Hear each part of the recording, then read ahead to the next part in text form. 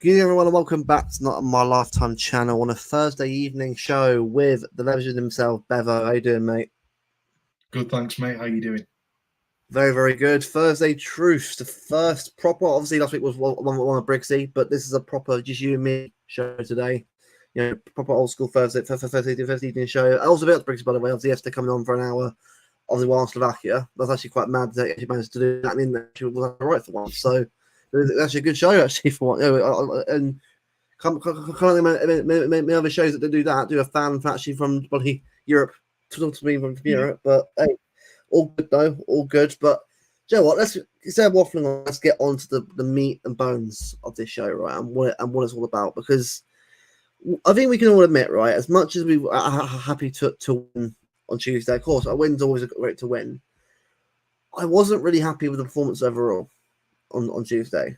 People will find it weird because we win 4-0. And look, win 4-0 is great. Of course it is. Of course it's great to win 4-0. But when you're playing a standard opposition that we played Tuesday, we should be battering them by a lot more. Celtic scored more goals than we did on Tuesday. Celtic, and they got battered by Dortmund 7-1.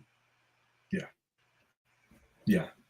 I think the other thing as well is it speaks volumes when you have 20 shots in one half.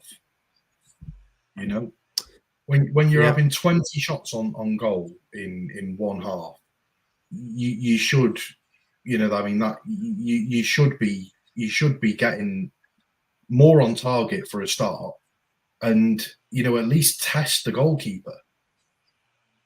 You know, I understand that, you know, some of the chances, you know, you're talking millimeters away from, you know, being on target. I think we hit the woodwork. What was it? 3 times? About 3 or 4 times, yeah. So, you know, you are talking fine margins with some of them, but you know, we're talking about 2 or 3, you know, opportunities that have been millimeters. You know, some of them were just absolutely diabolical, and you know, people say, "Oh, you know, well, you know, we won this, that, and the other."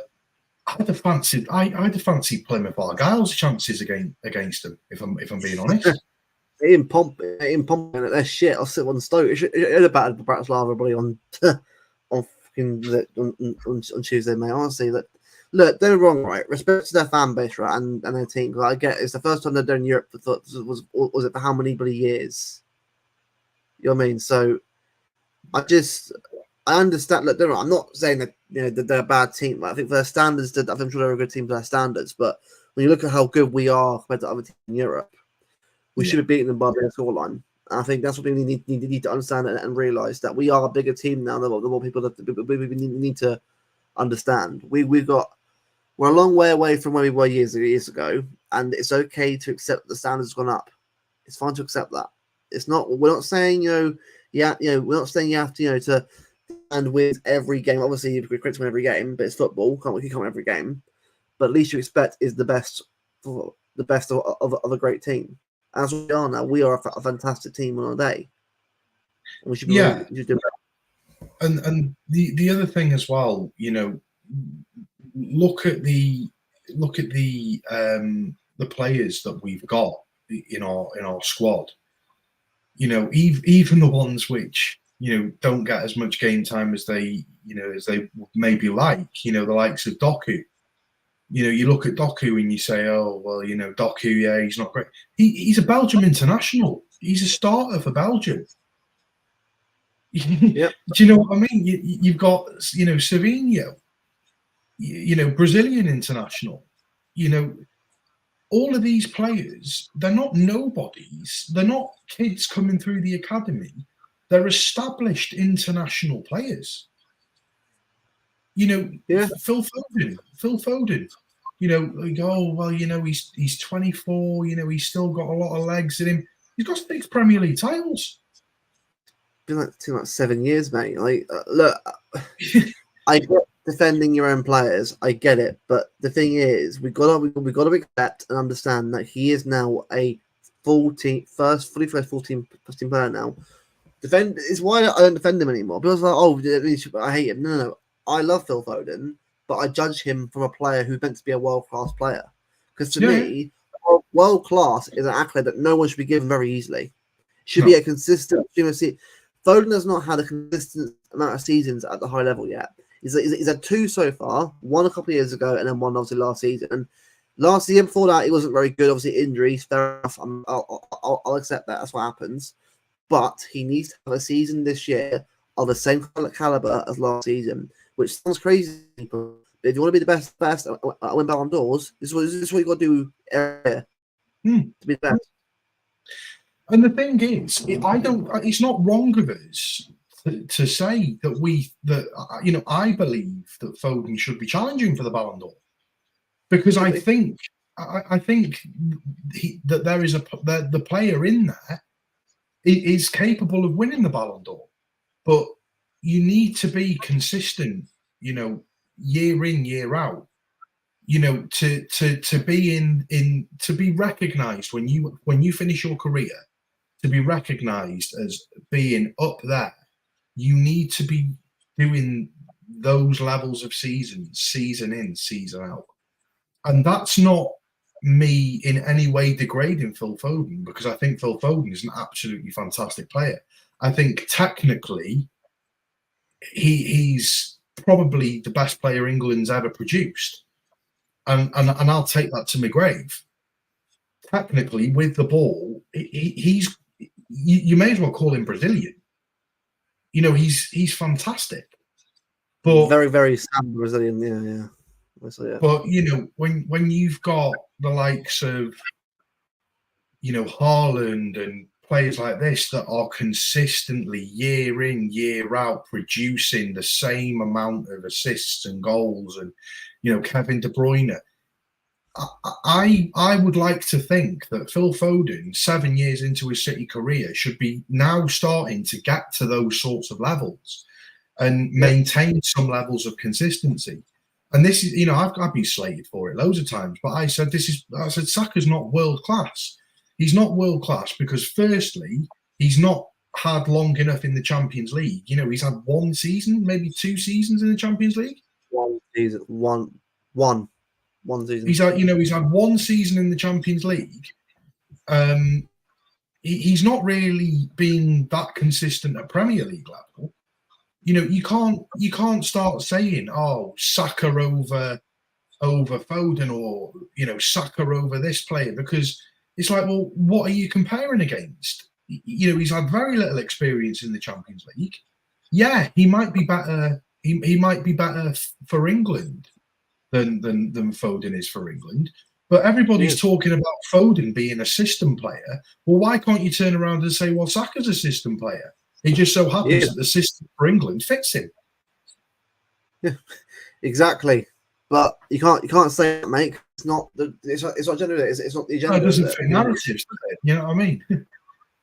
Well, the thing is, right. Look, for me personally, I said someone today at work, right, and they asked me, like, do you think Foden starts for England right now in current form? I said no. Because I'm sorry, right? People are like this, but if you want to put Foden up as the elite player, they've got to start accepting and demanding more from him. You got to. It's to be the best. You got to beat the best. And I think for me, I'll tell you who a player who I think is having a very, very good season so far, and I think should probably be in contention for the next sort of England caller. Is Morgan Rogers. I think he's been fantastic. Facts. Yeah, mate. The CFA this year have been absolutely on fire right now. Morgan Rogers, Liam Delap, hard balance. No, not Cole Palmer. Cole, 100% Cole Palmer. Look, I'm not going to sit here and say, we should have sold him. Look, at the end of the day, right, I don't think it mattered anyway. At the end of the day, we had no idea that Cole Palmer would have done this. I mean, if Cole Palmer had stayed at City, he'd been great for him. I don't think he'd been this level for us. The other thing to remember as well is just because he fits into one team doesn't mean that he fits into all. Exactly. When you look at Cole Palmer, would he have even if we'd have played him week in, week out for City, would he have produced the same levels as what he's doing at Chelsea? Probably not. No, he's a different. Joe, I watched him since he joined us last year. He's a different player now. He's playing Yeah. a lot differently. And I've got to say as well, I'm so impressed by how the way he hits the ball, the strike rate. He obviously worked hard in training on it, and Yeah. you can tell that.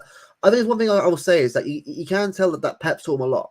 You can the way he plays football, the way he sort of holds the line, obviously, and run. You can tell a lot of it is from for many years under Pep, obviously, and the other players. You can tell that, but Yeah. I think Cole for me is in the right club for him because Chelsea right now are playing very well, has to be said. I mean, I've said before that last year it was a mess, but this year I think it's working now. They've finally got a team that's settled and actually is getting better together as a team now.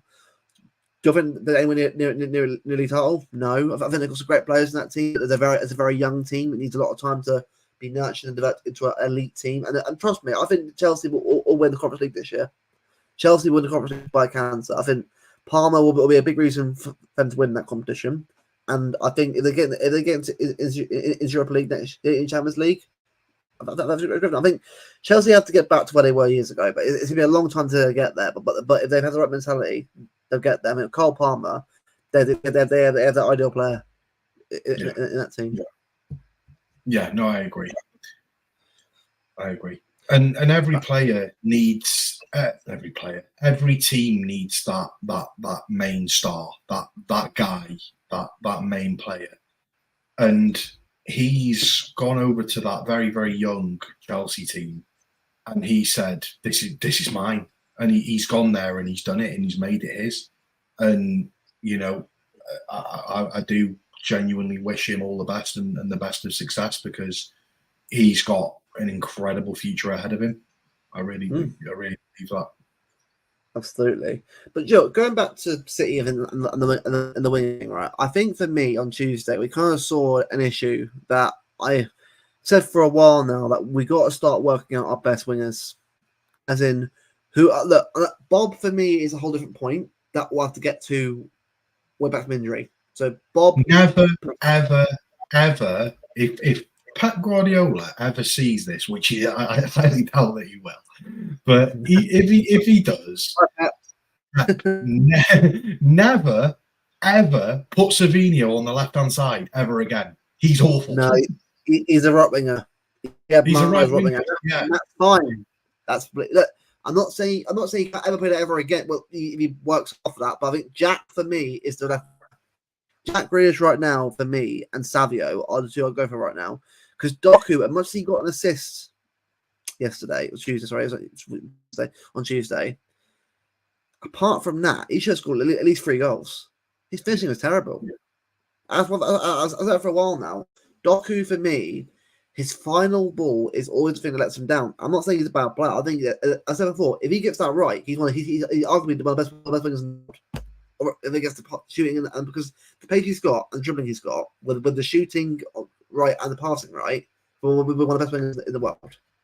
Yeah, but that's the issue. Doku on Tuesday night really, really frustrated me because he's got that, you know, when he sort of stands still with the ball and he does that flappy thing. He does that flappy thing with his leg, and then he just like takes it. You just know that he's either going to drill it too hard across the floor and nobody's going to get on the end of it, or he's going to have a shot which ultimately isn't going to go in, or he's going to pass it to the opposition. There's not. That end product is just not there, and for a player that you can clearly see there is some form of talent in there, but for me, I don't know whether he's got enough. I've said it for a while now. You agreed as well. Doku for me needs to get 10 goals, 10 assists this season to really say, you know what, I'm here to prove it. Because look, so far he's got, is it a goal assist? So far, is it goal 2 assists? So I'm not sure what the official stats are, but I know he's got a couple of goals assists already, but 1 goal. So it's not a terrible start, but we do a lot more from him. A lot more than this. Because again, bear in mind, when Bob's back, we've got 4 wingers now competing. He hasn't got a spot anymore on the team because Jack's playing well so far. Jack's been probably our best. I mean, for me right now, best winger between Jack and Savio right now. Yeah, I agree. I think Savio, in terms of goals, it'll come. It is going to happen at some point. I think eventually the goal will go in and he'll start banging the goals left, right. So I think he actually got a good shot on him. Also got a good final ball on him. Yeah, so I've watched. With Savio, he needs time. He needs at least a year to get before I judge him properly as a player in this team. But what I've seen so far, I'm fine. I think he's done enough already so far. I'm more than happy with Savio. More than happy. Yeah. With Jack, I said before, I think he started the season off really well. I think he keeps doing this rest of the season. Yep, he'll stay for me personally. I don't want to stay over here. The only thing about Jack is, which does let him down, is he doesn't get enough goal and assist contributions. Do you know? No, he does. Do you know the last time that Jack Grealish scored a goal for Man City? December 2023, Palace. We're nearly a year from. It's nearly been a year since he scored a goal. Yeah, that's the thing. Because Jack, for me, if he got more goals in this game, I'm not saying I need 20 goal seasons, but I want at least 10 a season, at least from him. Like, he doesn't do it. I think for me with Jack, right, I was like, but he doesn't matter, Gino. The Gino doesn't matter. For a winger, it does. For a winger, look, Saka hasn't been anywhere near the level this year, but he's got 7 assists so far this season on competitions and a couple of goals. You need to get involved when you can. Look, I guess sometimes in a game you get a bit unlucky with shots or get blocked. It is what it is. But we've got to start seeing more from wingers. Because as I said before, if we want this team to be firing on all cylinders and get more goals to Haaland and overall, we've got to be better at putting games to bed early. Back to that level of get the game done 3-0. I'm not saying every game, by the way. That's a possible football. You can do it. You can get back to that level if you want to push a chance away and to actually have control of the game. Because at times we can be a bit lax at the back of the midfield when we don't need to be. But what we can do is put a game to bed early and get the job done, so we can actually get into this game better, sort of slow it down a bit more. But that's what I'm worried about, because it's just we need to get better at fit chances away. Yeah. Have we got Fulham at home or away this weekend? At home, Saturday. At home. I was going to say if it was Fulham away, I'd be a little bit more concerned because we never seem to really do that well at Craven Cottage. No, I agree on that one. Was it last year we got that penalty in right at the end of the game, or was that the year before? I think it was. I'm trying to think now. I think it was right. No, so the last season we won at 4-0. Foden and Vardy got 2 goals. It was a pretty simple game, that one. I think the year before it was we got to go through Haaland penalty, and then they scored a goal. Then Alvarez scored that absolute rocket. Yeah, pass. But yeah, Fulham aren't easy at all. They're a hard team to beat, and I think people need to realise that. Like, every game is not easy. Anyone thinking that will win a game 7 or 8-0 every game is wrong. I'm not saying that we can't do it. We can do that. Yeah. We have a team capable of doing it, but the difference is what we're saying is that we actually bet this team to do better at finishing. Finishing is one thing I've said for a while now. Even last season, it let us down too many times. It's too many shots without success. And we also need to be better, because this isn't a new thing either, by the way. Teams playing against us and putting 11 men behind the ball and 11 men in their own box.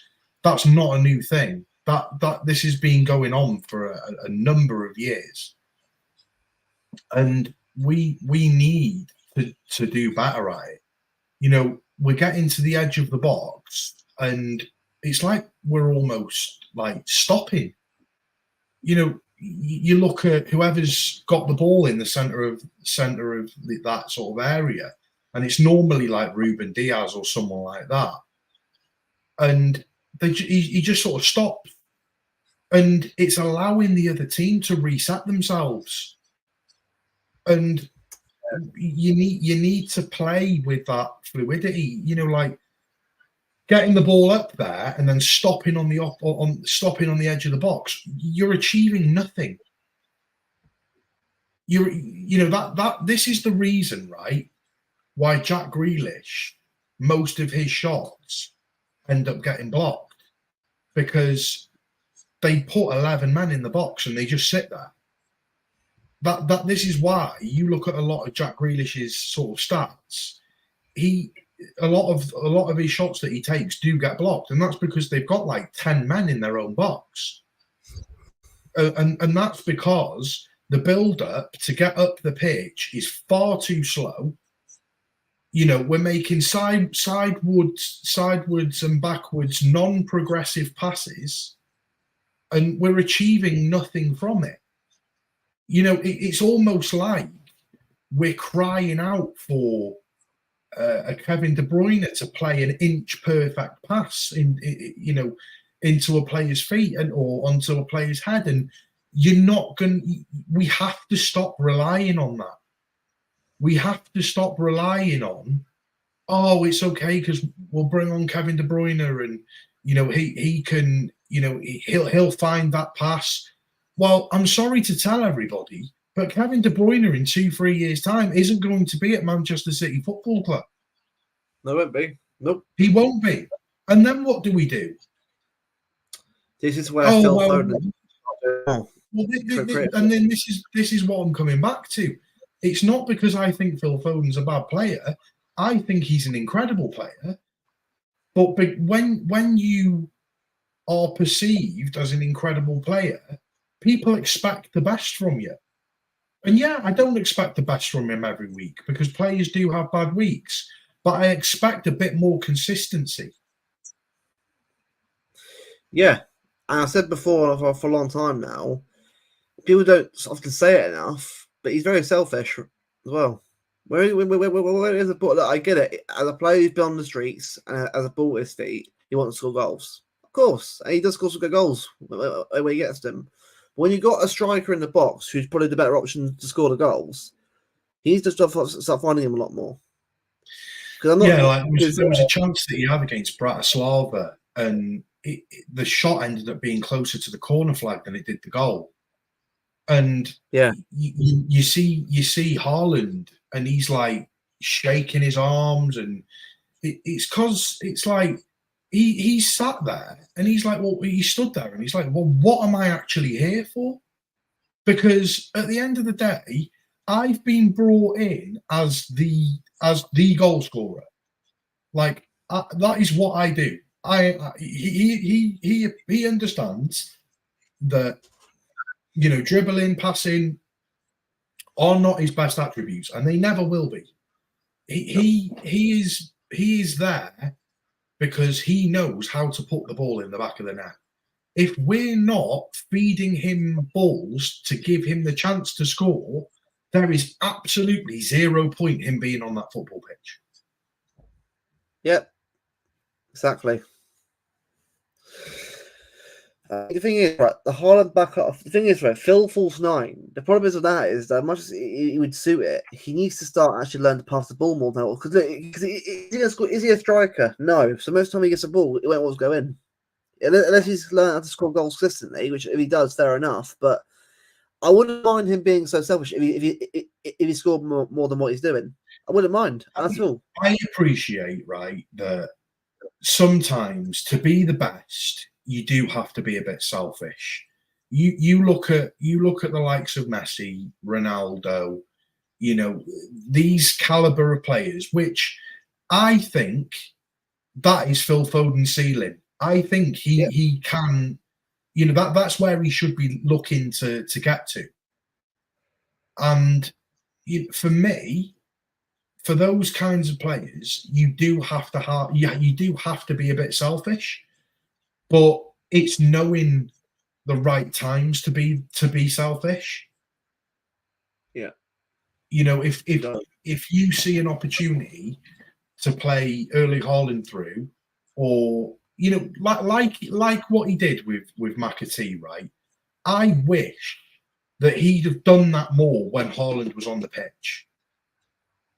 It's almost like it feels to me, and I'm probably wrong because it's probably not like this at all. But to me, it kind of feels like when you've got Foden and Haaland both on the pitch together, I don't think that they have that connection.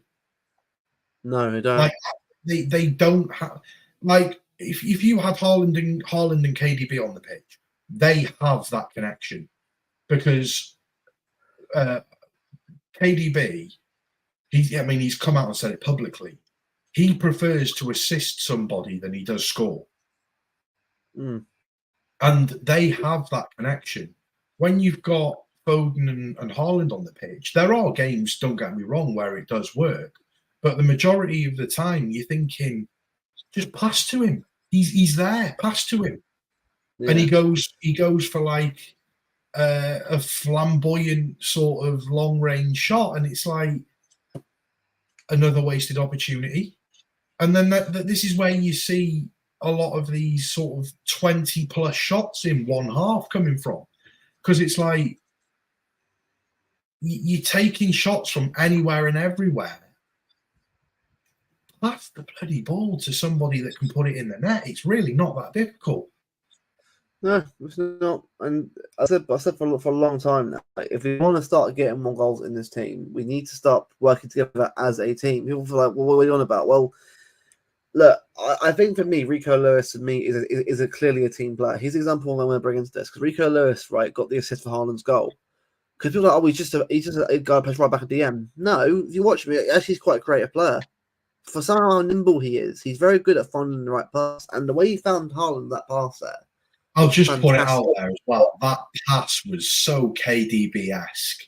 The vision as a right back who's 19 years old, the vision to play that pass. He is him. He is him.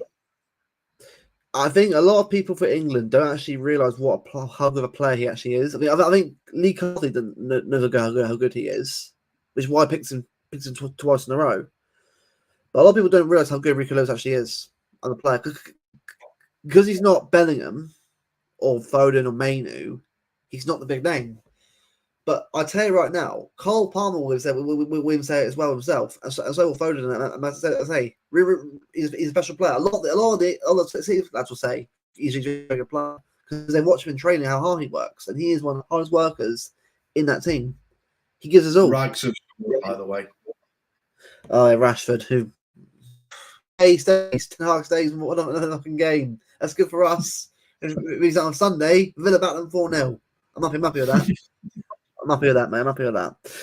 Mate, look, I said before now about Ten Hag. He eventually he'll go, but he'll be in and out for the rest of the year, mate. He's just that bloody club is a shit show. And it's great to watch. Oh yeah, and it's hilarious.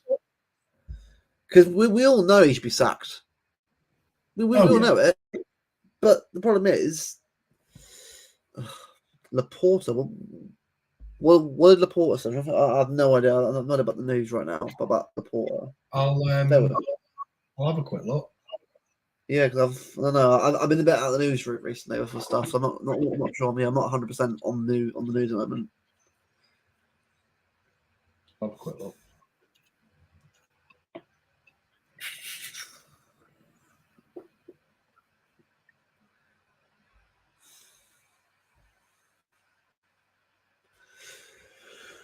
Ooh, but right. I'm just gonna say this right now, right? Barcelona cannot afford him because you got to remember, right? People need to remember this right now. It's a release clause. They cannot pay the release clause over time.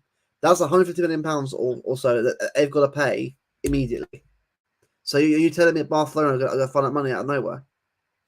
I'm not being funny. They couldn't even register Dani Olmo this season. Exactly. Like they were selling off blades of grass to try and register Dani Olmo as a player. Do you really think they can afford? Firstly, do you really think they can afford Haaland's release clause, which, let's face it, it's probably going to be about 200 million quid.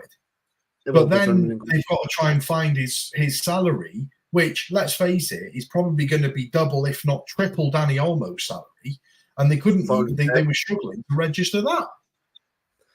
So I'm just going to right now, right? Look, needs to get out of bloody fairy tale land that he's living in and realise that his best players that he can sign are free players or players with low salaries, not world-class beaters. That, and I'm sorry, I genuinely believe that after Gundogan's experience with Barcelona, he'll be telling Erling Haaland, stay the hell away from there. Because I tell you something now, if it wasn't for Manchester City, I wouldn't have had a house to move into in Barcelona because they left me back at the hotel. That club is a joke. It's nowhere near the Barcelona. When they signed Hansi Flick, they made him go on a train. They couldn't even afford a plane flight for him. He got sent over there on a train. Yeah, for me, Haaland is going nowhere, mate. He signed a new deal. He's here for the long term. Look, people need to accept. Like, look, Madrid can afford him. Are you seriously telling me that Madrid are going to try and fit Haaland with Mbappe, Bellingham Jr.? I'm sorry, right? I don't care how big Madrid are. There is no way that's going to work. Look at it right now with Mbappe there. It's just not working. Yes. Like, was it? Yes, obviously, they'll probably win trophies and that. But you can't force players into teams and have to work. I mean, yes, Steve, they have juggled, but the thing is, they have to juggle. They have to juggle players around to get it to work. Like, that's how bad it is. That's how bad a run club they are. They cannot get it right. So, honestly, I don't give a shit what the Porter says personally. No one does. The thing is, though, is they're juggling to sign players like on a free or, Danny Olmo, who, let's face it, is probably going to be on what? 150, 180, maybe 200k a week. Probably about that, to get someone like Erling Haaland through the door, you're talking 350, 400. Yeah, not happening. How much juggling are they going to do there? I mean, don't get me wrong. Yeah, they are clowns, so they probably could juggle. But besides the point. Mate, look, 7-4, right? Look, for me personally, right, I'm not worried to talk about players leaving because it'd be like, but your history is as good as theirs. Look, remember, right? We do not sell players unless one, they want to leave, and two, they bring an offer as worth value. So good luck. Madrid and Barcelona cannot force our hand. The other thing to note as well is going to Barcelona or going to Real Madrid or going to Bayern Munich or whoever it may be. Is that really an improvement? It's more of a sideward step. If anything, I'd probably argue and say that some of the clubs are probably a step backwards because they won't get as treated as well at maybe Bayern Munich as what they do at City. I mean, it's quite well known, across fan bases that players at City get treated incredibly well. That's why we had Joe Hart for 12, 13 years. That's why we had Company for 10, 12 years. That's why we've had KDB for 10 years, David Silva for 10 years, Aguero for 10 years. The reason these players don't leave, and let's not get it twisted either. Real Madrid and Barcelona and all these big name clubs have probably been interested in KDB and David Silva and Aguero and these kind of players in the past, but they've wanted to stay because of how they get treated there. I don't believe that if you go to Barcelona that you're going to be treated just as well at Barcelona as you are at City, because I think it's kind of proven now. When Gundogan went, I want to go to Barcelona, I want to fulfill my childhood dream of playing at the new camp, blah blah blah blah blah. He goes there. His old club, City, are the ones that sort him out a house. because Barcelona didn't sort him out the house. City did. And then he realised quickly after, actually, I ain't getting treated that well here at all. I want to leave. I know where I can go to. I can go to somewhere where I'm incredibly happy and where I've been happy for a hell of a number of years, and that's at Manchester City. So we come back. So when you look at all of these things, Haaland could go to Real Madrid. Is it an improvement? I'd say it was more of a sideward step. Yeah, exactly. And here's why players go in there. Because you don't know why they're going there. Because it's Barcelona. I get it. But the problem is, they realise eventually shit where they run. That if they forget the way they run. And eventually, yes, I know money does talk, mate. It does talk. But Barca haven't got the money to pay Haaland. And Laporta knows that. He's trying to get the safe face. I get what he's trying to do. It's PR. But the thing is, they can't afford it because right now they haven't got Nou Camp right now. They haven't got Nou Camp. It hasn't opened yet. So that money won't come in yet to at least next year after. So, me personally, I don't give a shit at all about Buddy Haaland going anywhere. Look, Haaland for me will stay here until eventually he says, I want a new challenge. If he does, fair enough. The other thing to note as well is the Nou Camp isn't even owned by Barcelona. It's owned by Spotify. So exactly, yeah. You know, are they even going to make that much revenue? Is that, you know what? Barcelona are like United. They're the exact same club. They are. They're a club that is on the low down. Yes, Barcelona one more United have. Fair play. Rags have scored again, by the way. Poor shit. Anyway, so it doesn't matter. Aston Villa will beat him anyway on Sunday. Doesn't matter. But yeah, Barcelona are a team that used to be the best of the best. Obviously, I know Madrid were the best of the best because of historical pedigree and that, whatever. But Barcelona, when they had Pep manager, Rijkaard manager, and Cruyff, and some unbelievable managers and teams that stood the test of time. Are still one of the best teams of all time. The thing is, Messi should have left Barca years ago before he even left them anyway. They're full of managers. Did you hear about the story about Messi? I mean, this just speaks volumes, right? Oh, yeah, the contract. So for anybody that doesn't know, I think I've told you off air. Yeah. So for anybody that doesn't know about the Messi story at Barcelona, so basically, Messi was scheduled to have a conference revealing to the public that he was going to basically be signing a lifetime contract. He was going to stay there for years and this, that, and the other. And I believe it was 2 hours before he was due to have that public reveal. Barcelona told him, we can't keep you. And he turned around and said, but I want to stay. I want to play out my final years here. I'm willing to take a salary reduction, this, that, and the other. Barcelona just said, no, sorry, we can't afford it. You're going to have to go. Mm. So the biggest name and best player to have ever played for that club was supposed to have this life-changing, public interview with the press and everybody to say that he was signing a lifetime contract. And then 2 hours before that was due to take place, Barcelona let him go. You're telling me that's a club of class and a club of dignity, doing that to the best player that's ever played for your club? Barcelona are an absolute disgrace of a club. They're a shambles. And quite frankly, they don't deserve to be recognised in the same brackets as Real Madrid and City and all these other teams. Because I think the way that they treat their players is absolutely diabolical.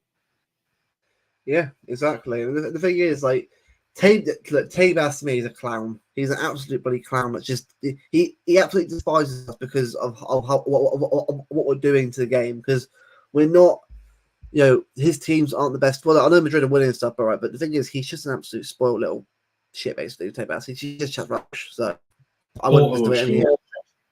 Are they 2-1? Nice. Yeah. All right. If they lose this game, They probably will, mate. They probably will. It's only 27 minutes gone. Mate, reactions to that are going to be funny to watch. Like, Saeed's reaction is going to be a fucking hilarious reaction. I'm watching that if it happens, mate. It's breakdown the stream. Oh, I'm gonna have to watch that LB thing that he does with Saeed Bingo. I thought that was hilarious. Oh yeah, I love that.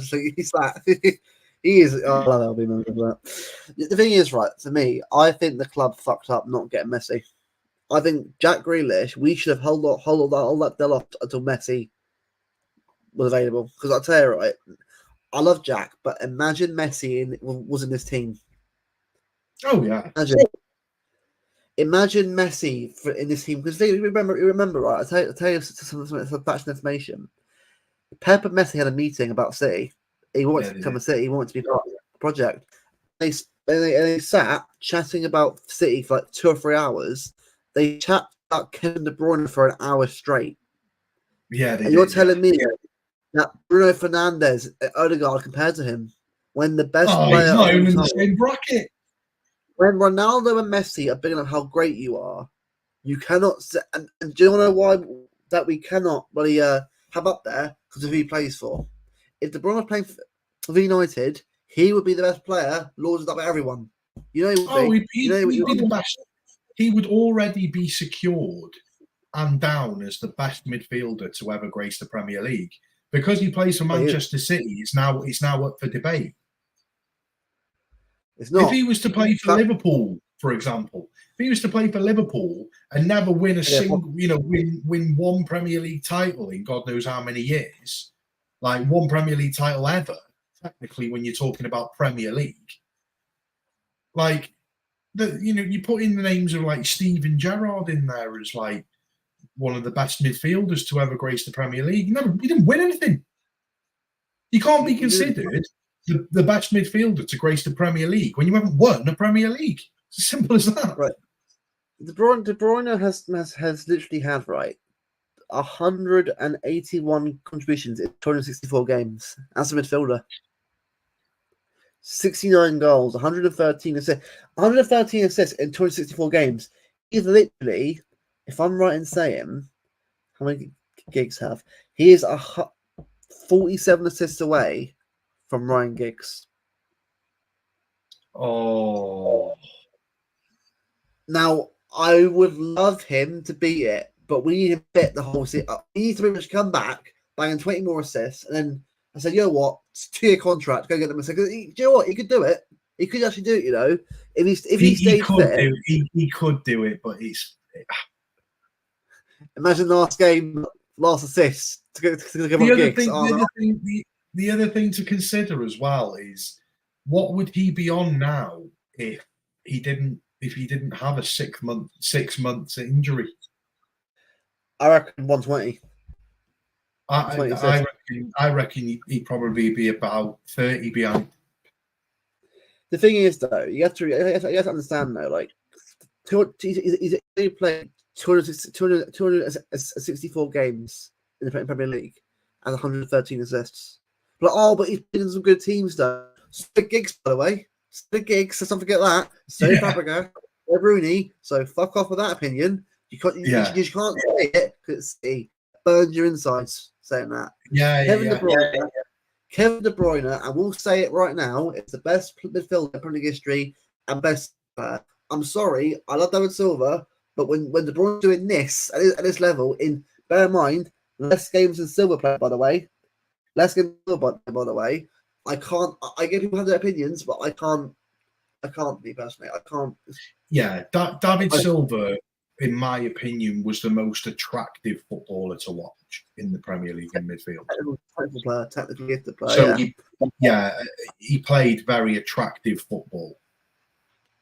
But if you're talking putting up numbers, not even close.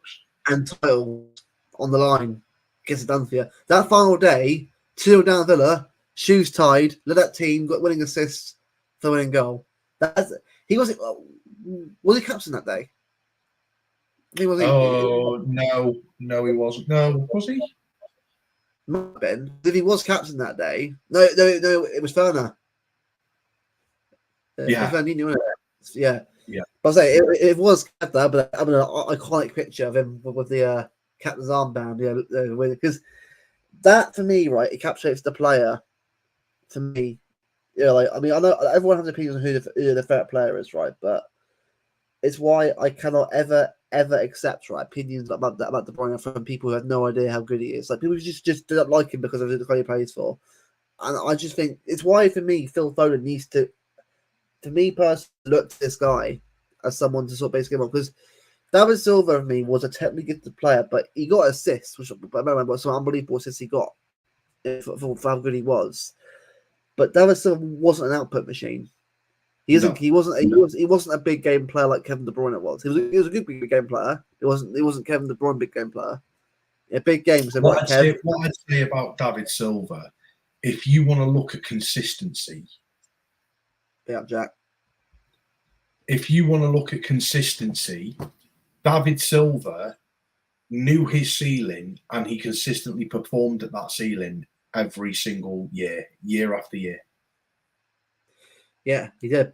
Absolute facts. And the thing is that people often think I'm being horrible. Oh, Portland 2-2.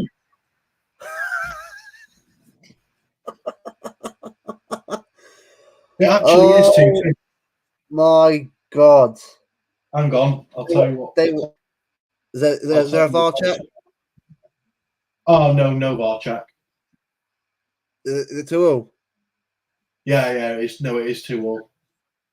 It was like a cross into the box and then he just headed it in. People, United were up 2-0.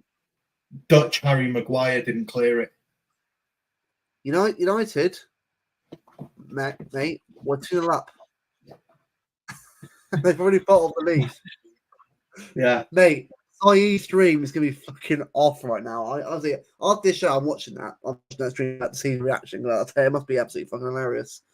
Samu. He's good. He is. I'm already. He's brilliant reporter this season. Bruno Fernandes stood on the halfway line with the ball crying. Oh, mate, Steve, right?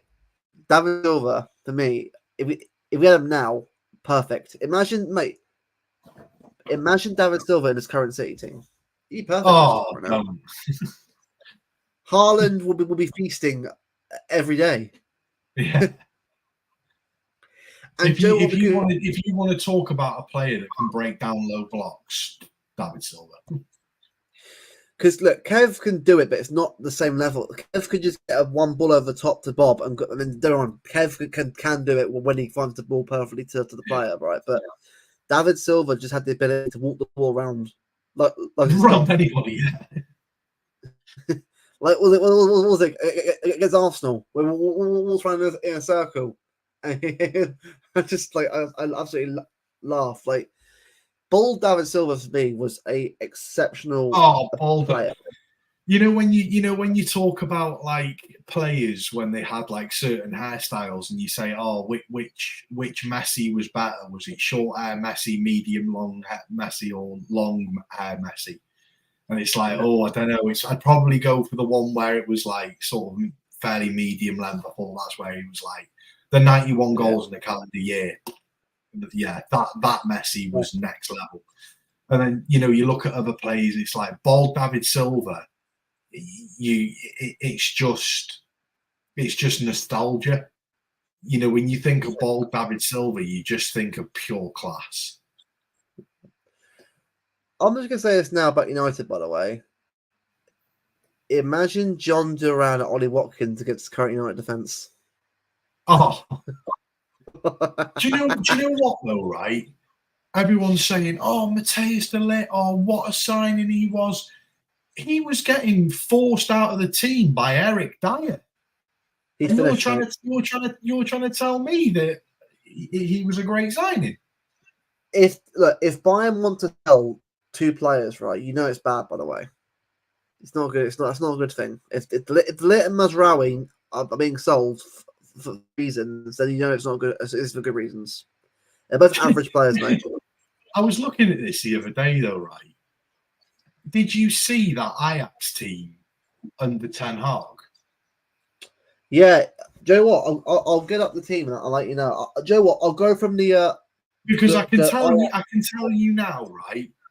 There's at least 3 or 4 in there that have either played under Ten Hag at United or still play under Ten Hag at United. Because you've got Onana, you've got Onana, you've got De Ligt, you've got Mazraoui was there. I'm pretty sure that what's his face that's gone to Girona now. He played under Ten Hag as well. Right, hold on, bear with me, mate. I think I found the team. I think I found the team. There you go. Right, so Onana in goal, Mazraoui at right back, De Ligt, Daley Blind, Tagliafico,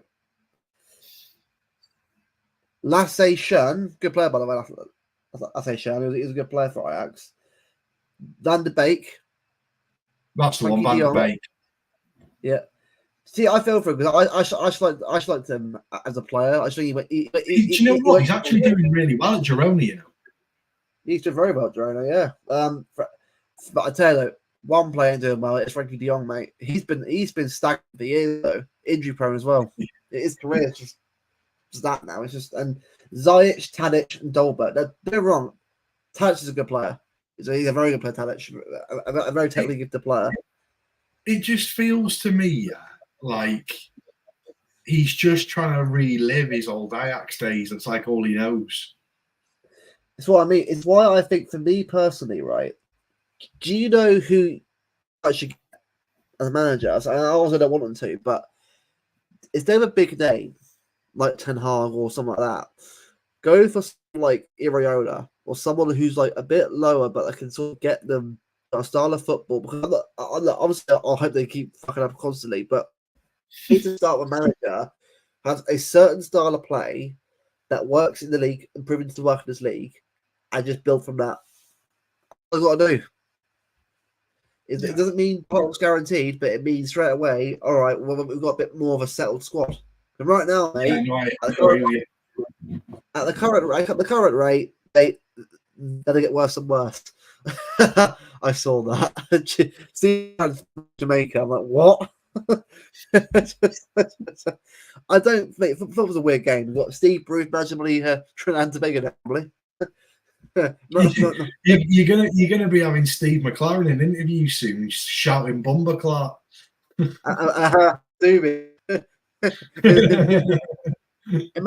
Imagine if England lose to Jamaica. You got McLaren in a brolly, just Jamaica beating with his half-time magnum. Yeah.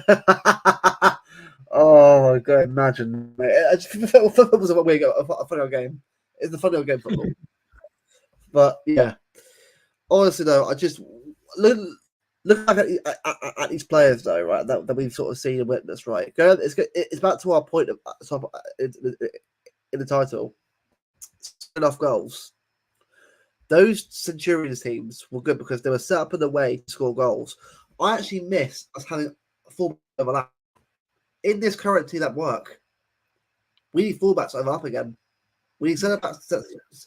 I think this current team just won't really work that way with right now. Obviously, I love Josko doing really well, but if we had fullbacks that overlap the wingers again, it'd be brilliant because you've got like I know who want to go for right left back. You've got players bombing down the wing. You've got Cross going in the box to Haaland.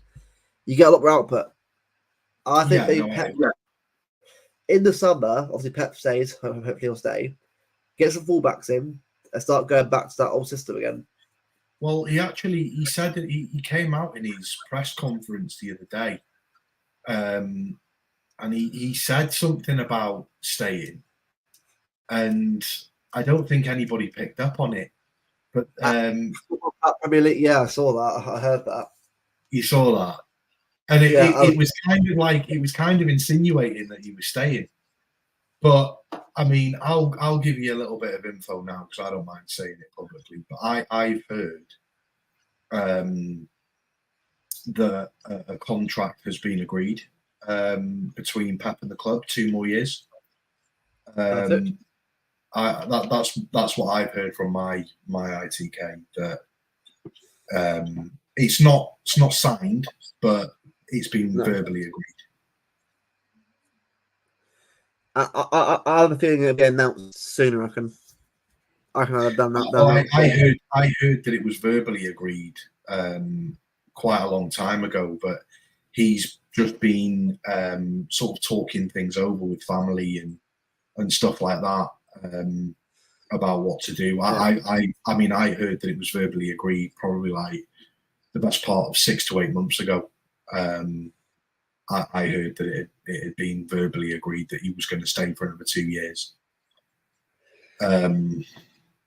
But I think he's just been sort of waiting for it to get a bit closer just to confirm that is still what he wants to do, and that he doesn't want to basically sign anything and have something set in stone when there's so far to go until the end of his current contract. He doesn't want to. He effectively doesn't want to do like what Rodri did, where Rodri had like 3 years left on his deal and he signed another 2-year extension. Like he wants to still make sure that come the end of his tenure that's what he still wants to do. Because Pep is very much like a manager that I don't think you'll ever see. Where Pep fulfills his contracts wherever he is, he will not leave if he is contracted somewhere. He won't even consider it. He signs a contract because he is happy where he is. So he still, if Pep signs another 3-year deal, for example, he will categorically 1,000,000% still be here for another 3 years. He won't go after a year. Oh well, I don't know. I don't know, guys. I might just like leave my contract and like we know other managers in the Premier League who claim to have had title races with Pep have just decided to throw in the towel because they can't cope with it anymore. Yeah. Like Pep fulfills his contracts. Yeah, he does. And also, I want to say as well about that. I don't think for me, right? I mean, everyone's like, oh, but other buyers start. Yeah, Company can come in. Like, I'm not sure on that yet. I think he needs more time because I think Company for me is still a very unrefined diamond. He's still got a lot of things to go through before he's anywhere near a City. I know Bayern are a big club, right? But I was surprised that Bayern got him. Really, yeah. Especially for I think for me it's a bit of a gamble. I'm not saying it can't pay off, but for Bayern to do that, massive gamble. Last night was only his second game in charge of a Champions League match.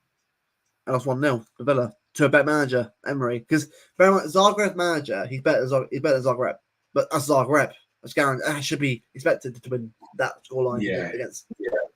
But Villa are managed by a better manager who's been much better in Europe than he is. I know he's managed more games in Europe than he ever will. Emery, he's won more than he ever will. Emery is the master at European games like that. Tactical games, one side, that kind of stuff. And that's what he's good at. Lad Bible put a comment out before, and I've kind of gone in on it a little bit. Because they put it was CFC Janty. Yep. He put a comment out there saying Unai Emery is a better manager than Mikel Arteta. Right? He is. That's fact. I agree with that. But no, it wasn't Lad Bible. It was Sports Joe and another rubbish source of information. Yeah. Put bold take. So I put back saying it's not a bold take though, really, is it? Arteta's only won one trophy, and that was with an Emery inherited squad. Yeah. You're trying to tell me that Arteta's a better manager than Emery. What has Arteta done in the game? I've never seen a more PR-based club bigged up way too much than Arsenal. They've won. Look, if you win something, fine. All right, I'll buy it. But I ain't buying anything until you win trophies. I'll tell you something now as well. Yeah, I think it's since 2023. I couldn't tell you when because I don't know, but since a certain date in 2023, Mikel Arteta has won 6 Manager of the Month awards and Pep's won none. I mean, you can keep giving your fake Manager of the Month awards to whatever manager you want, but ultimately, it's the big trophy at the end of the season which determines who's the better manager or not. You know, I call on Talk Sports saying, mate, Emery would be a fucking idiot to go near that club right now. An idiot. Club, I don't care how many players, how many owners it's got, bloody Barada, Ashworth, whoever. Like, it's a amalgamation of people put into one area that fix this club. It's not actually like the way they actually handled that. They got Wilcox in, Ashworth, and Barada. Oh, let's get twisted as well. Every single one of them at some point of their career has been at City. Exactly. Oh, 1-1. Do you think Barada wasn't involved in the emails that were leaked? Well, Jason Wilcox was at City at some point, I believe. Ashworth was involved in the FA. So, yeah. So I'm sorry, United fans. Look into it a bit more. We're not guilty of it. If we are guilty of it, then United are fucked. It almost feels to me like United are doing like the reverse of Chelsea. So Chelsea are going out buying every player that they can for the football pitch. United are buying every board member that they can for the sake of it. It's my fault for them because they still get. I'm sorry, right? The first thing they should have done was Sats and Haag straight away. Okay, fair enough. You've done the right thing. Gave him a new contract. I like you. It's all right, lovely. So I don't try. I think right. They'll sack him eventually because they will sack him. They will. It's going to happen at some point. They'll bring in a Graham Potter or someone like that, and they'll do fuck all for them as well. Sorry, I'm calling it right now. That club is doomed to fail. It's doomed to fail. And just here as well, Arteta's Carabao. Exactly, he is. He's not gonna. He's got Nicholas Jova to thank for the goal scored right now. Set pieces. Yeah. Like it wasn't set pieces. They were like look right. PSG 1-2, but PSG are shit. They are shit, mate. PSG are terrible. Yeah, they are. But Leicester almost got a result. Leicester came back from 2-0 down at the Emirates to come 2-0. And bear in mind, Gabriel and Saliba were playing that game. So there's no excuses for that. Wasn't there also talk of there should have been a penalty or there shouldn't have been a penalty? It was either there should have been a penalty or there shouldn't have been a penalty. I can't remember which one it was. I didn't watch the game, so I can't really comment. But either way, though, mate, like, how can you be a title challenger and you're almost throwing away a 2-0 lead like that to a team that's probably the bottom three? Like, I know we did it last year a lot, but the thing is, like, you can't just keep bailing yourself out with lucky own goals at the end. Like, Arsenal got lucky at the end that goal at the end went in of players. Because I'll tell you right now, eventually, it'll bite me the arse again. Yeah. It just seems like year upon year, there is an excuse for Arsenal. You know, the first year that they challenged with us, oh, but we didn't win it because we didn't have Saliba. Great, fine, whatever. Season after, what's your excuse? Oh, well, but we didn't have this player back, or we didn't have that player, or we were missing this player or that player, whatever the excuse was. And it just seems like the fan base are sorry to any Arsenal fans that aren't like this, because I know obviously you can't sort of tarnish everybody with the same brush. But the majority, from what I've seen, they're deluded. You know, you're trying to put your name into into conversation with us. You've had 22 attempts at a Champions League and you've won it 0 times.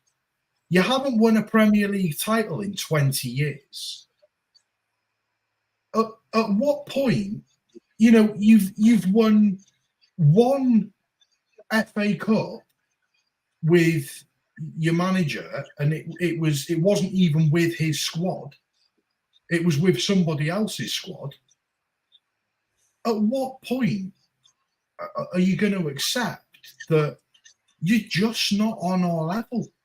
And that's okay, because there aren't that many teams that are on our level. That's absolutely fine. And by the way, this comment I agree with. I think them giving a new contract to Arteta is a bad idea. Do you know what they should have done?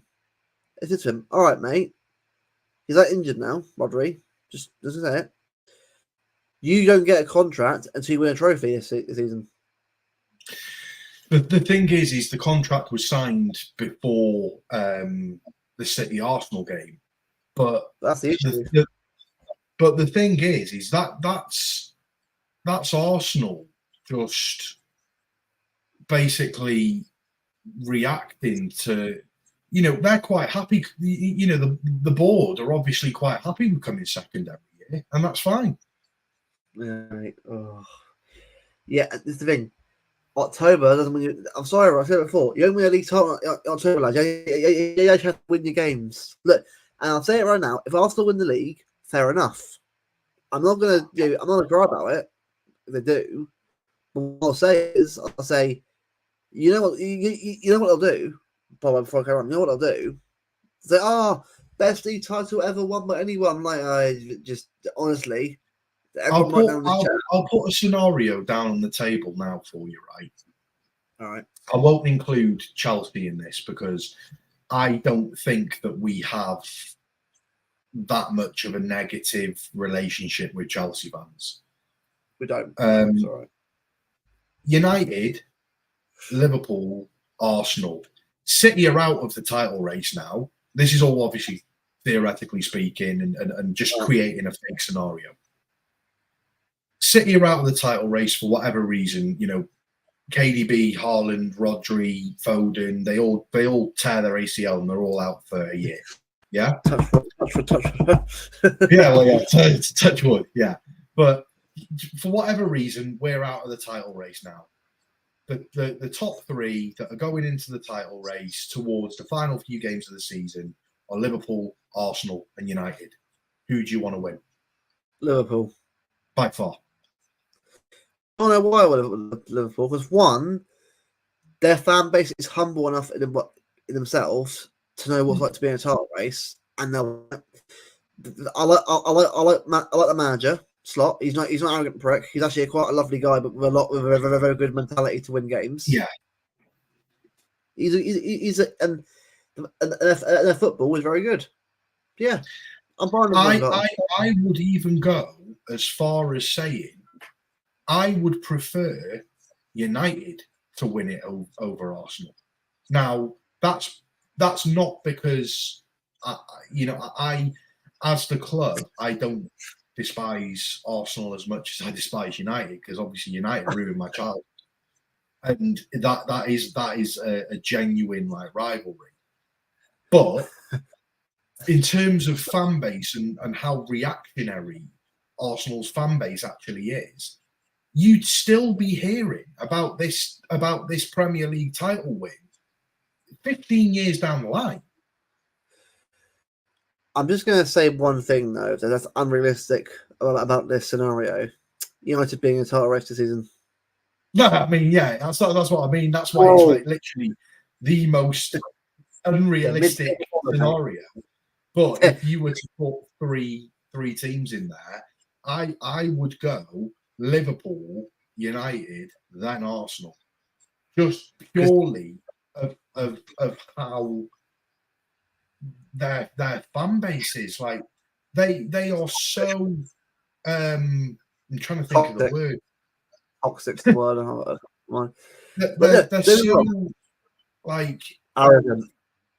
When they feel like when they feel like they should have the right to to talk about themselves on the same level as us. Like what's the word?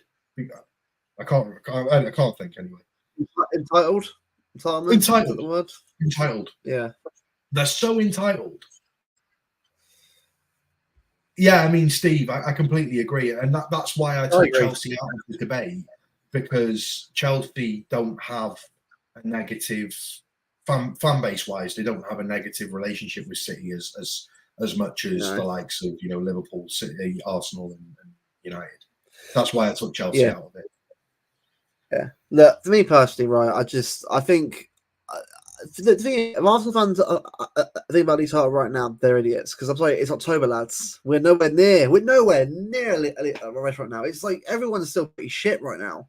Average, like it's like everyone's close together still. It's nowhere near the title fight yet. What I would say though is just to clarify as well. I know that not all Arsenal fans are like that. Not all Liverpool fans are like that. Not all United fans are like that. At the end of the day, I know some really, really good Arsenal fans, some really nice Arsenal fans. Sicilian Guna, big shout out to him. He's a great Arsenal fan. Backs his club as he should. The same way as we would back City. But there is also some level of respect there as well.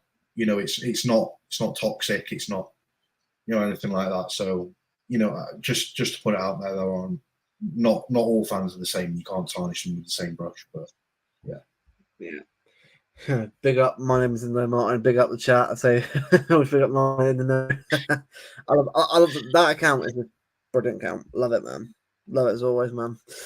But no, look, I think for me personally, I think we'll move onto a Fulham game, obviously preview before we end the stream anyway. But it's the title race, right? I think for me, basically the title about scoring goals. I just want us to start getting to rhythm. Of goal. I'm not asking for 7 goals a game because I know that's possible. I just want us to start putting chances away again, because when we do that consistently, we'll be the best in the world. I'm doing that. Sorry, I'm just laughing at Steve's comment in the chat. That song is shit, by the way. It's a shit song. It would be forever, Steve. Quite literally. Oh god. Do you know what? I wouldn't mind Tottenham winning a trophy actually other than them. I wouldn't mind actually Tottenham winning a trophy. Imagine this. Yeah, I'd love that. Fair play. Imagine Tottenham won the league before Arsenal did. Oh. Yeah, we'll be arguing. Do you know what? Right, like if the shoe was on the other foot and it was Arsenal and Tottenham going into the title race, like it was City and Arsenal last year, I would want Tottenham to absolutely destroy us. Yeah. Please do it. All right, go on, Son. Come on. Stick 9 passes at this point. I don't care. Just get the win and leave. Mate, Holland as a Son. Oh, you really? Mate, that video of the Arsenal fans getting angry that Son missed that chance, I laughed. I watched it, I burst out laughing because Son. Well, mate, it's like you had a stage last year where you had loads of Tottenham fans singing City songs. Fucking mate, that was a weird game. That's one of the weirdest games I've ever watched in my life. That was. I felt so awful. And then, mate, when Haaland got that penalty, I was like, I just like that. I just clapped the floor. Just I said, yeah. Because the thing is, it's why I don't care about Tottenham anymore. Like even if we lose this shit, I don't really care because the curse is totally over because we've won there twice now. So I don't give a shit anymore about that. But for me, it's Anfield. Anfield was I'm like, right, get a win at Anfield, please now. With the fans on the ground. Well, we did, didn't we? Was it during the COVID season? We won like 4-0 or something. With fans in the crowd. I want to beat it with fans there. That way, that ends the curse fully. Because there's no like all fans up there. It's like proper like we actually beat them probably just to end that sort of bullshit. Yeah, the thing is, like Steve, you're actually right. Exactly, this is what we're saying, Steve. I'm not worried at all, but it's like we got to be honest here. We are nowhere near right now, which is fine. It's 30 days, but I still expect chances to be put away. the players we've got on our team. Yeah, at the end of the day, we are not the Manchester City that we were, 30 years ago. We're not the Manchester City that we were 25 years ago. 20 years ago. We now are. We've got a big gold badge in the middle of our chests on our football kits for a reason, because we're the best team in world football. I know that Real Madrid have won it since, but we are still in that conversation. So why not actually start treating ourselves and respecting ourselves as one of the best teams in world football? If we're having 20 shots in a single half of football, I'd expect at least for more than 6 to be on target. Yeah, we need to be testing the goalkeeper. Having these wild, erratic shots from outside the box and all angles, like we did the same against Arsenal. You had Ruben Diaz and Akanji having 30-yard shots. You're not going to score goals by doing that. No. You're just not. And it's why going into the Fulham game now on Saturday, we need to win the game convincingly. Yeah. 2-1 again. I'm already worried already. Because look, a win is a win. Of course it is. Of course it's a win. The problem is that kind of win puts worries back in my thinking, shit. Because if we don't do that again against a better team, we'll lose or draw the game. For example, Newcastle away. Should have won the game. Oh, by far we should have won that game. We should have won that game, but again, we didn't take our chances. We didn't create enough opportunities in the box. It feels to me like we do have something to fix. That there is a piece of the puzzle missing at the moment. Now, what that piece is, I don't know. Pep will know better than me. But it ultimately feels like we are missing something. Yeah. I mean, in terms of points, I believe we're actually on the same amount of points as the treble season, as what we were at this stage. I'll confirm to you now, actually. I'm going to do a quick look comparison just to give people an understanding of where we are right now in terms of positioning. Because again, unbeaten is still good. I don't give a shit about being unbeaten. I care more about the fact that we need to actually perform better. That's what I care more about. Performances matter more than actually being unbeaten. The thing as well, mate, is you can have 38 games in a season with draws. You're unbeaten, but you're going to win the league with 38 draws. No. Right, so we've got 4 wins and 2 draws so far. Obviously, a draw and a winning champion. So in last season, our first loss, we actually won our first 6 games, and then our 7th game we lost. We lost our next 2: Wolves away and Arsenal away. So Fulham is our 7th game, I think. If we get past this game with a win, we're actually doing better than last year. Not obviously got 18 points over this time last year. Are you looking at last year, or are you looking at the treble season? Because I think Steve was saying comparing last year as well, just to add into that as well. So we had 18 points this time last year. We have 14 this time, and obviously we had, so it was 6 games in, the same amount of points. Thought so. Well, we started better last year. With 6 wins out of 6. Although, let's be honest here, those wins were very dodgy. 6 wins. They weren't easy wins. Was it beat Sheffield United 2-1 last minute? Yeah. So you know what I mean? So it's so that was really that was the year that Kyle Walker broke the advertising board, wasn't it? It was, yeah.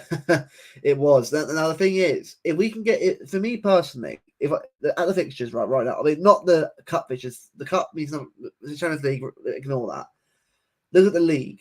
For me personally, we should be. If I just get this, we should be going unbeaten in terms of wins up until at least Tottenham. Actually, no, Liverpool. Liverpool away. We should be going that game thinking, right, match day 13. We should be unbeaten still. Anfield, trying to win. Because we got Fulham next, should win that. Wolves away, should batter Wolves. They're terrible. They are terrible this season, Wolves. Southampton at home, we should batter them again. But Bournemouth away won't be easy, but we should beat Bournemouth. Brighton away won't be easy, should be Brighton. Then we've got Tottenham at home, which Tottenham right now, hit and miss, depending on what you watch. I quite like Bournemouth's team this year. When you look at some of the levels of players that they've got, like you think they've got Kappa was playing for Real Madrid last season. Is it? And so what? So far, he's doing pretty well actually. Yeah. And also, is it Evan Nilsson scored his first goal? Yeah, you've got Evan Nilsson. You've got that Semenyo, is it up front? He came from Bristol City. He's brilliant. He's a very good. So no, I think for me, if we can get to match day 13, December 1st, unbeaten in the league, I'll take that. Because Anfield for me, Anfield's a hard one because we have no way. Because bear in mind, I've seen Liverpool fixtures. Fucking hell, have you seen them? No. Right. So Liverpool's next game. Well, Joe, I'll do it actually on the bloody thing right now. Hold on. Liverpool fixtures. So Liverpool have on Saturday, Palace away. Should win that. Should win the Palace away. Then Chelsea at home. Leipzig away. Arsenal away. Brighton away, cup and at home. Then Leverkusen at home, Villa at home, Southampton away, should win that. Madrid at home and City at home, back to back. Shit. They had 2 winnable games. But look, Brighton, but Brighton are weird. They're a team, Brighton. Not easy to beat. Yeah. Sometimes you look at Brighton, you think they look like a very, very good team, and then they'll play someone who's. Like they for some reason, Brighton seem to do better against the top 6 than they do the lower teams. Steve, if we go unbeaten in the league, unbeaten, it's the only thing that they have. Right, they've won one Premier League title, and it was the Invincible year. And it's the only thing that they have. Oh yeah. You might have a treble. You might have the. Oh, they scored. They've actually bottled it. Samu again, it was. Mate, how is he still in the job? He should be sacked like ages ago. Oh, yeah. But no, sorry, carrying on, right? So Liverpool's fixture list, right? So the last game, Palace away, is their last, I'd say, easy game. Because to have 1, 2, 3, 4, 5, 6, 7, 8, 9, 10, and after us at home, they got Newcastle away in midweek. Yeah. And then they got Everton away. They got Derby.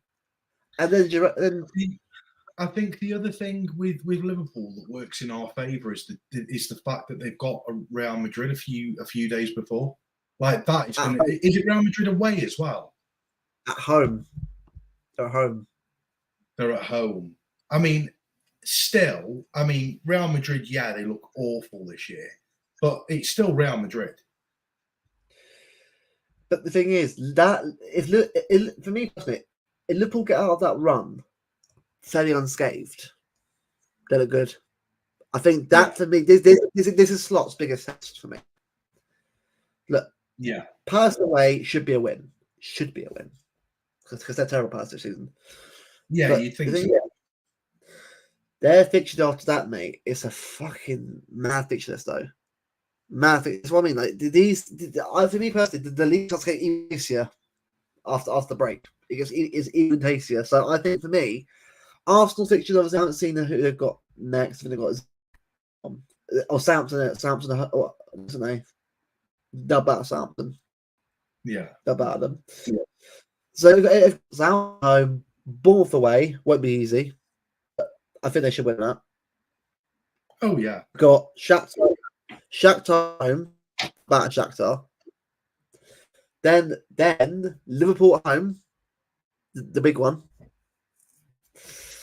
Preston away. So Arsenal got Liverpool. Sorry, I got Newcastle, Inter, and Chelsea back to back though in November. Then they got so they've got quite a varied run of fixtures of Arsenal. So that's what I mean. So for us, really, it's like it's more us than anyone else, which is how we should be. Like we're February's our hardest run by far. Yeah, but it's gonna be good having Bob back though for that. And the other thing as well is we'll have also been through a transfer window by then as well. So we got to bring something, haven't we? I've heard some rumours that I'll tell you off camera because it's fairly big. But until I've had 100% confirmation, I'll keep it between us. But from what I've heard, expect good things in January. Yeah, I think we have to because the thing is we can't really afford to just hope for the best, can we? Because look at that happened so far: Bob injured, Aki injured, and De Bruyne injured. Like we can't. We've got a fairly decent squad, but we can't be throwing players to wolves. I hope for the best. We've got to get in the door. So I think for me, we can get to New Year unscathed with Bob coming back and coming back. I'm happy. This is what I mean. So you look at Arsenal; they've got a tough run of fixtures in December. You look at Liverpool; they've got a tough run of fixtures in the next few weeks leading up to us. Yeah. Our real tough run of fixtures starts really in February. Yeah. I mean, the thing is, like, see, Richie is first of all, he's a good player, but it's a big gamble. That's all I'm going to say on that one. It's a big gamble to be buying a player like. I'll say he can't do it, but we really be buying an unproven player like him right now. From what I've heard, it's not Ricky. Yes, I was going to say, like, that's too big of a gamble. We need proven quality. We can't be doing that. But yeah, but you know what? We'll end the stream. We'll do a prediction for Saturday. How are you feeling about Saturday anyway? Yeah, good. I think, providing Kyle Walker doesn't get any game time, I think we win.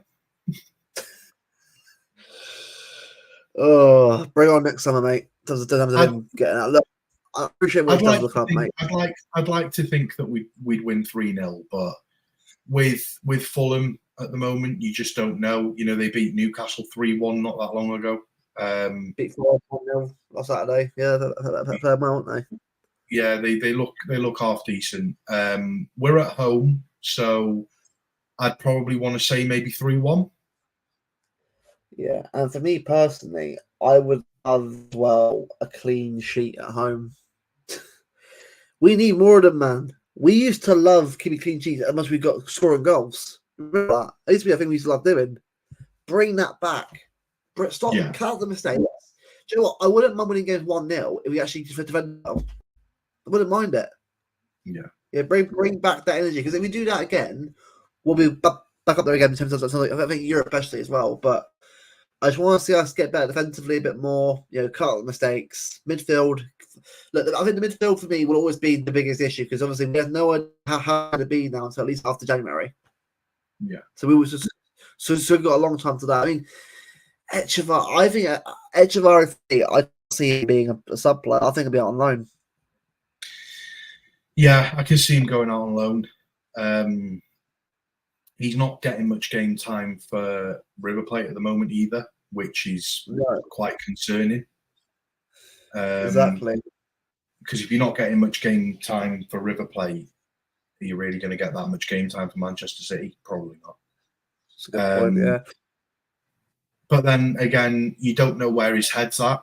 You know, he obviously knows that he's joining City and it's coming quite soon. So whether his head's already on the beach, so to speak. Yeah, it's a good point.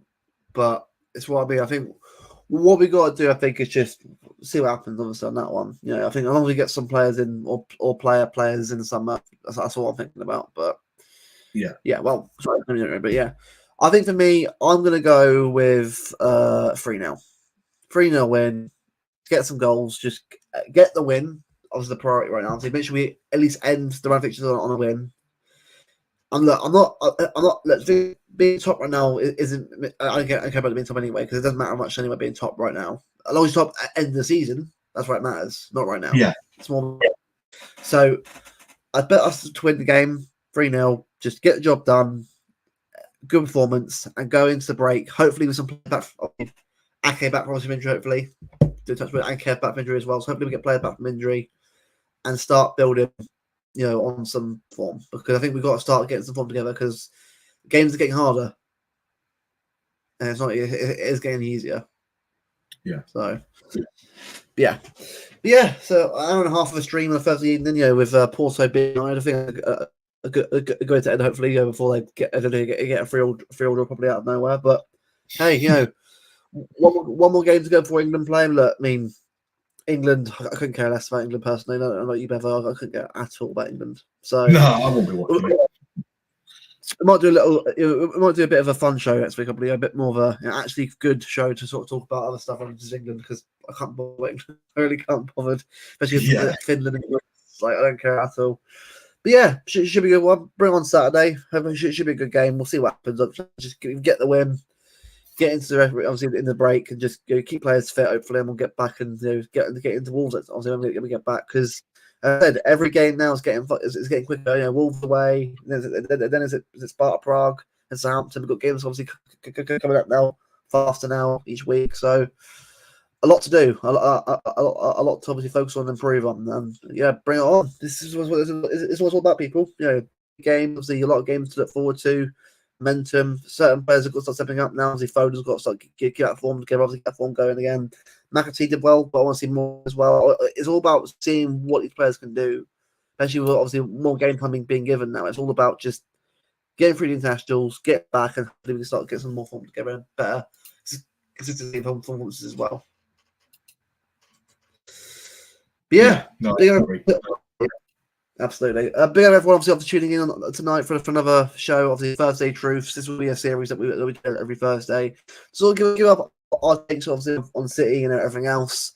Yeah, and we'll obviously have people on, not just two, obviously, we'll time up people on, obviously, when they're available, and we'll let you know, obviously, when that happens, obviously, in due course. But yeah, thanks everyone obviously tuning in. Be sure to like the video, subscribe to the channel. Obviously, we're getting close to 800 subscribers, 19 away now, I think. So we're getting there. Gradually, slow process, but we are getting there. Eventually, we'll get there eventually, and then hopefully 1K soon, hopefully. But everyone's supporting. Big up to all of you. Have a good rest of your evening, and we'll see you guys soon. Take care.